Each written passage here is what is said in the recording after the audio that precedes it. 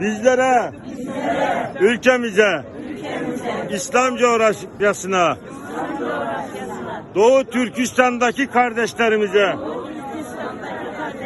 yardım et ya Rabbi. Yardım et ya Rabbim. Ya Rabbi. Ya Rabbim. Onları Zalimlerin, kafirlerin şerrinden Çin kapırları abi. muhafaza eyle.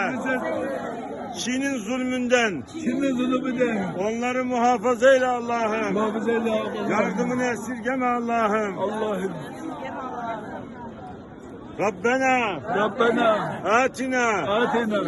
fid dünya Dünya. haseneten Haseneten. ve fil ahireti Ve fil ahirete. haseneten Haseneten. ve qina Hakina. azabennar Azabenna. ve edhilnel cennete Ve adına cennete. ma'al ebrar. Ve alabrar.